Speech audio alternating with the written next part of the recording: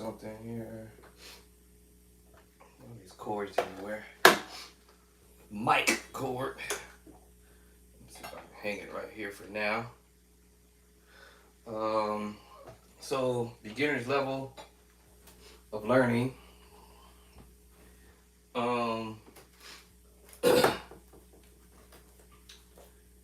Yep, that's right. Beginner's level of learning.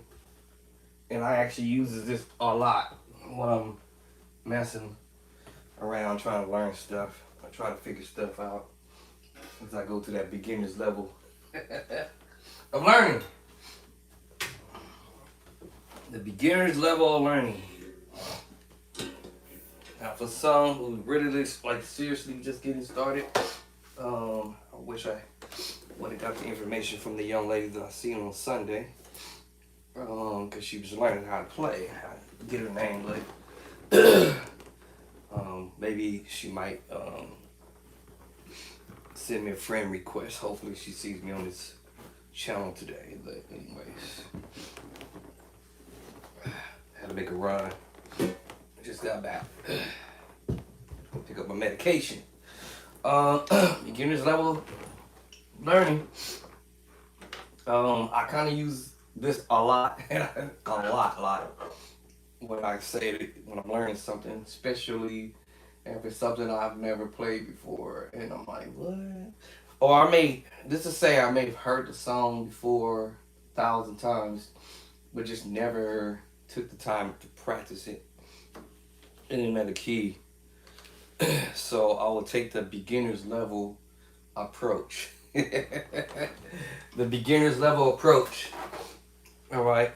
And transpose. Now I'm on the keyboard, so I'm not going to hit the transpose button. All right. So I'm not going to sit here and cheat my way through this.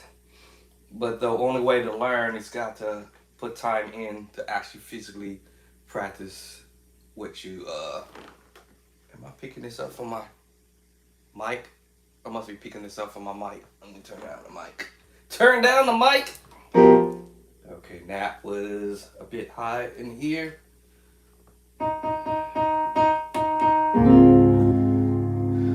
Alright. That's for whether you're on the organ or the keyboard. I use the same approach, but majority of the time it's kind of weird that I do this. But I'm a keyboard organ player and not a keyboard player. Alright. I don't know why I do this, but I do it. I always go to the keyboard first for some dumb reason, but I guess because I got the keyboard. So alright, so I got this keyboard. This the Motif XS7. I think this is 76 keys on this thing, I think. Okay. I still have it actually. I should pull it out every so often and put it back in my bedroom. I call it my bedside keyboard, which is the SO3. SO. I'm not cussing. I said the SO3. Somebody said, "Man, you cussing over there?" No, I ain't cussing over here. SO3. Those are the Yamahas, y'all. The Yami Yamis. All these keyboards is the Yami Yamis, but the Motif is, this is the Yami Yami. I call it the Yamaha. Yami. But anyway, so let's get to what I said. Try to get to real quick. But a beginner's approach to stuff. Now, I hear people doing nice stuff. And by the way, since I'm talking about nice stuff, my very first book addresses all of the basic theory portion. I would say the basic theory to the madness in the first 1, 2, 3, 4, 5, 6, and number 7, chapter 7, and then we do the tritone. And then after that, chapter 9, I go in on what I probably was advised not to do when I first was putting this book out.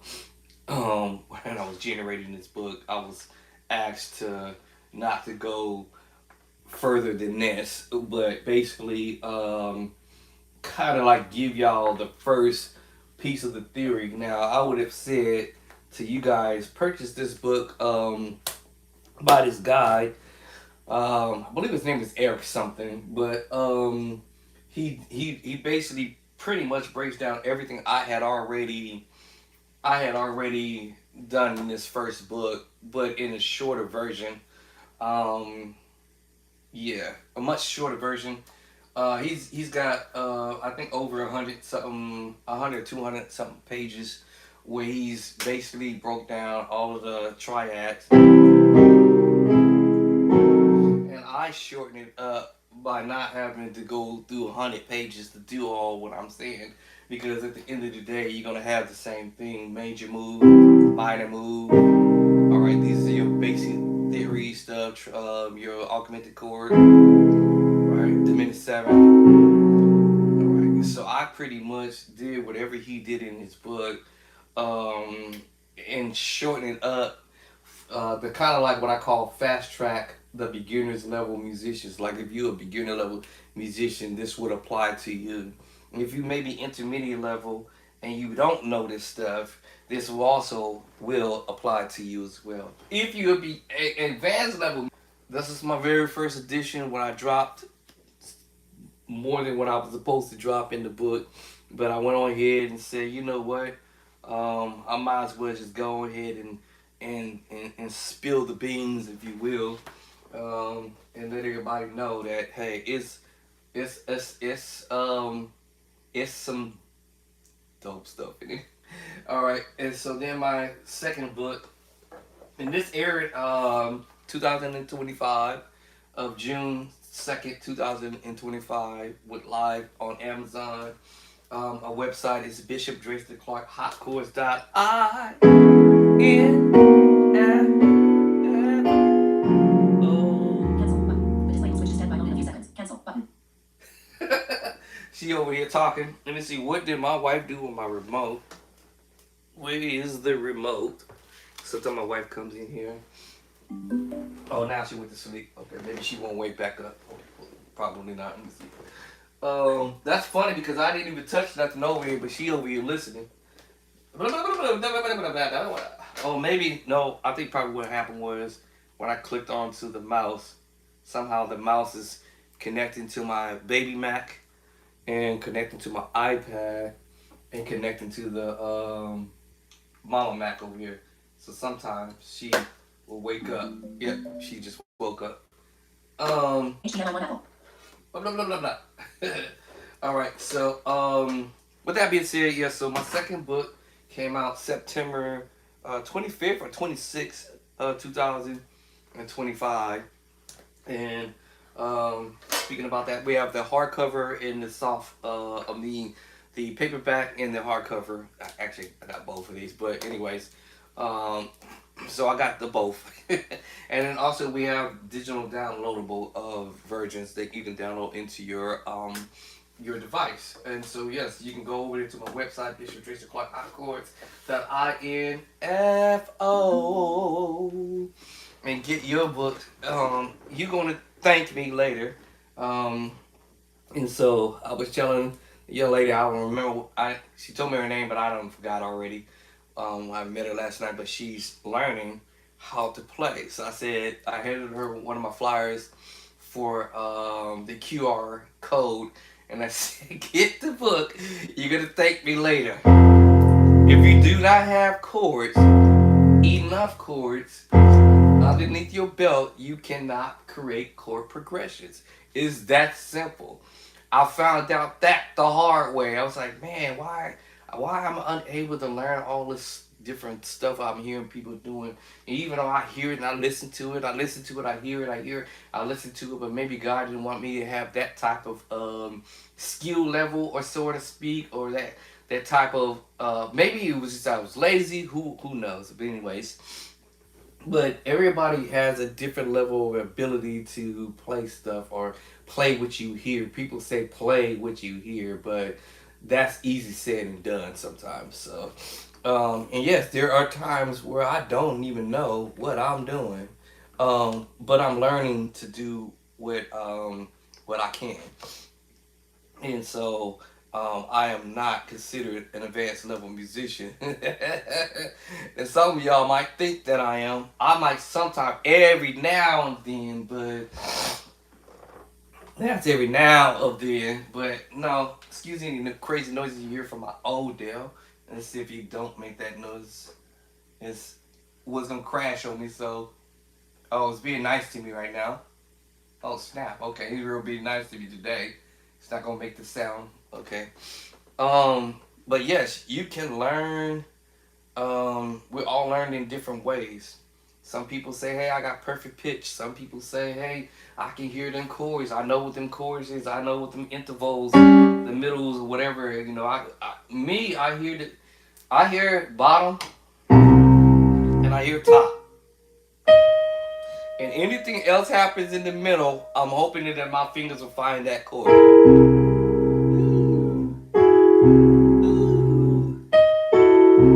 I'm hoping my fingers will fall to it.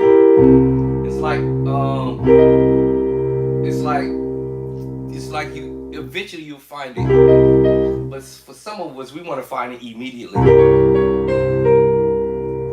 But yeah, if you hear chords that I did all this stuff.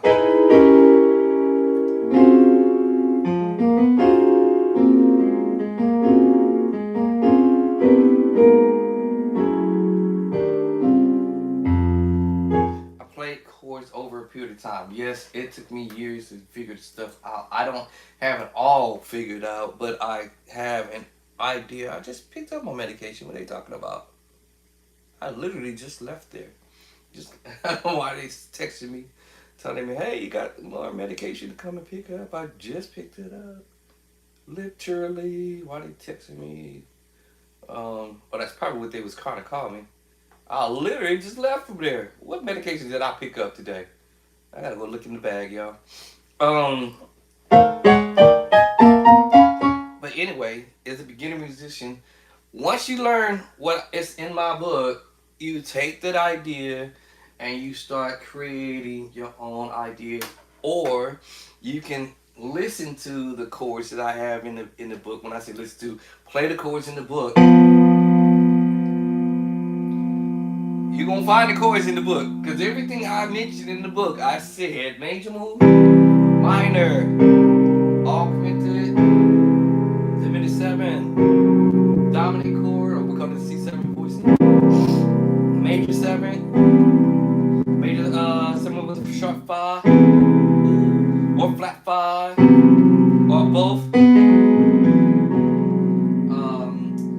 What's that? Next one, sus2, sus4. You see, I'm making my left hand do the work because that's my weaker hand, and the 7 sus4 chord voicing, and then the tritone.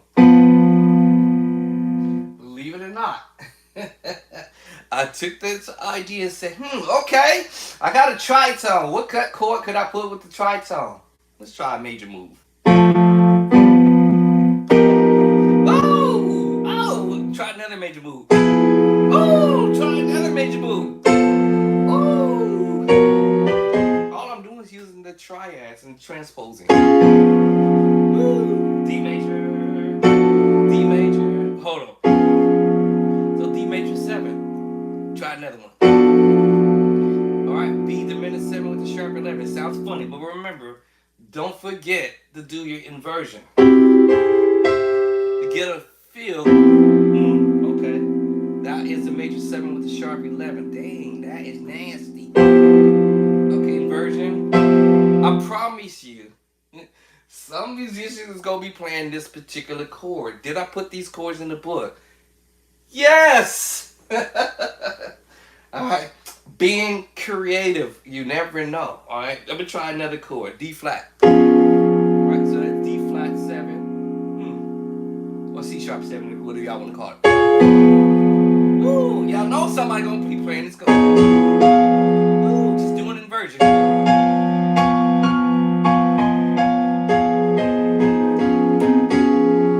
Yes.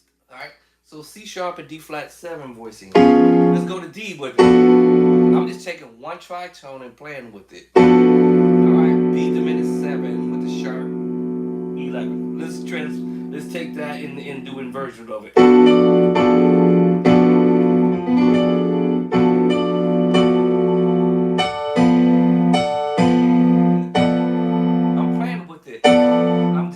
that one tritone, just playing around with it. Let's go. What we see? Let's go to E flat. Now we already know what that sounded like when we played it. Inversion.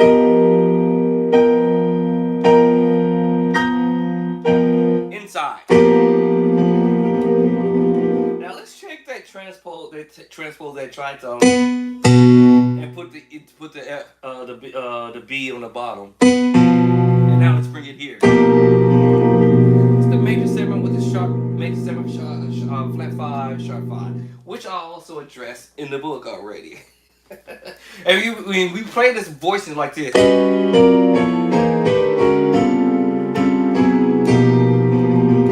I told y'all. Okay. Anyway, so yes, we can change that bass line. So let's say I use let's just say I use this chord here, and I want to use it over E flat. All right, so that makes me play the 7. Hold on, what's he doing? That makes me play. Now remember I was playing the major 7 with the flat 5 sharp 5, and because I went to E flat on the bass line. And now I'm playing the 7 sharp 9 sharp 5, which I addressed in the second book. All right, edition number 2. All right, so you can play around with the bass line going from the E flat bass line or to the A bass line. Woo! I'm gone. I'm out. See ya. Beginner's level. All right. Yes.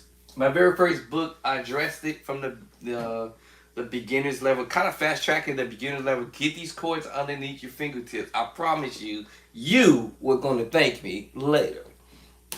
All right.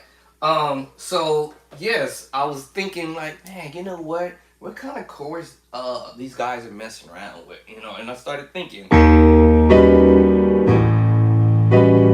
So we have the 7. Let's go back to the first one. The major 7, all right? Remember, I said this earlier. C major, right? Right? And then I went to the minor. Then I turned around, went to the augmented chord. The minor 7. The major 7. The major 7 with the what? Sharp 5! And where did I get this tritone from, right? 1, 2, 3, 4, 5, 6. And it's the major 7, C major 7 with the flat 5, sharp 5. What? And now we play a lot with this stuff. Now if I change the bass line, go to E flat again.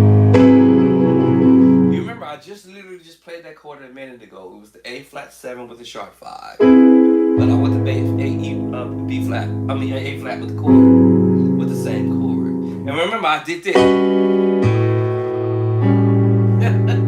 That's right. This is what I'm talking about. There it is.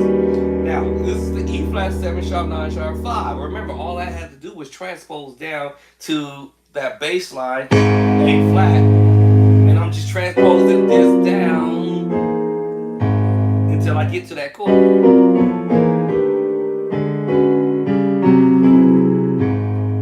I'm transposing the voicing. Now, here's the other trick to it. I won't say trick.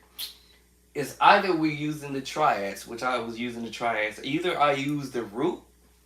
Well, we use the root. Remember that tritone here? Now we use the root of the major chord. Now that makes me play the minor 7 with the flat 5. But again, if I change the bass line, right? So it all depends on where you want to go with the chords. But right? F7 sharp 9 sharp 5. Right? So I'm changing the bass line.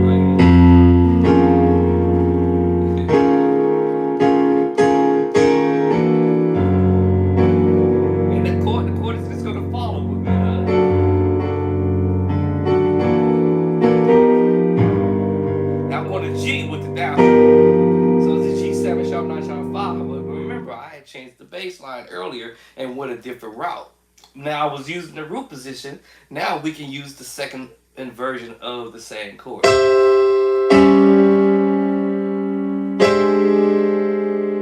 flat major 7 with the flat 5 sharp 5. And it all depends on what bass line you want to go. D. Now that's the minor 11, minor 11 flat 5 voicing. Another way of doing it.